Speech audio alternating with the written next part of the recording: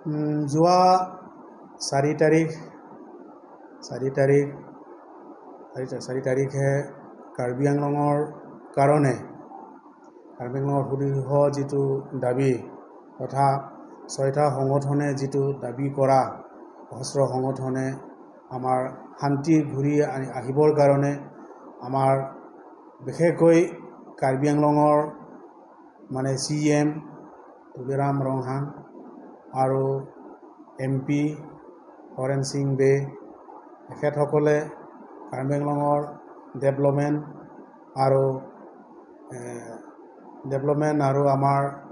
শান্তি ঘূৰাই আনিবৰ কাৰণে যিটো প্ৰচেষ্টা এই প্ৰচেষ্টাটো কৰাৰ কাৰণে আমাৰ লগতে অসম চৰকাৰৰ আমাৰ মুখ্যমন্ত্ৰী আমাৰ হিমন্ত বিশ্ব শৰ্মা অশেষ চেষ্টা কৰাৰ ফলত আজি আমি কাৰ্বি আংলঙৰ ৰাইজৰ কাৰণে আমাৰ যোৱা 4 তাৰিখে আমাৰ কাৰ্বি একৰ্ড হৈছে। গতিকে সেই একৰ্ডত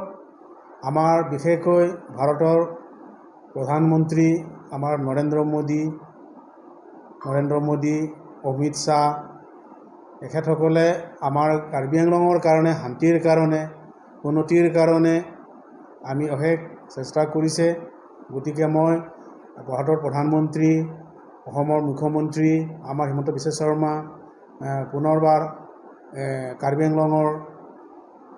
আংলঙৰ CM তুলিৰাম ৰংহাং আৰু MP আমাৰ হৰেণ সিং বে অলপ মই মোৰ ফালৰ পৰা মই মানে আন্তৰিক কাৰ্ডম যাচিছোঁ তথা শলাগ দিছোঁ। কাৰণ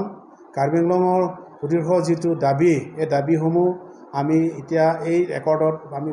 বহুত পাইছোঁ। কাৰণ AICCৰ আমোলত যিটো এগ্ৰিমেণ্ট হৈছিলে তাতো পাইছোঁ আমি, কিন্তু আৰু তেতিয়াও আমি কৈছিলোঁ, তেতিয়াও ৰাইজে বা আমাৰ নেতাসকলে কৈছিলে যে আজিও আমি কৈছিলোঁ যে আমি অট'নমাছ ষ্টেট আমি পোৱা নাই, এইটো ঠিক, কিন্তু আমি সেই অট'নমাছ ষ্টেট পাবৰ কাৰণে যিটো জখলা সেই জখলা হিচাপে আমি লৈছোঁ, যিবিলাক কেন্দ্ৰীয় চৰকাৰৰ পৰা যিটো আমাক দিয়া হৈছে সেই দিয়াটো আমি গ্ৰহণ কৰিছোঁ। আৰু আমি আশা ৰাখিছোঁ কাৰ্বি আংলঙৰ এই একৰৰ পৰা আমি শান্তি পাম আৰু আমি উন্নয়ন হ'ব বুলি মই আশা ৰাখিছোঁ। গতিকে মই সদৌ মোৰ ফালৰ পৰা মই পুনৰবাৰ মই ভাৰতৰ প্ৰধানমন্ত্ৰী নৰেন্দ্ৰ মোদী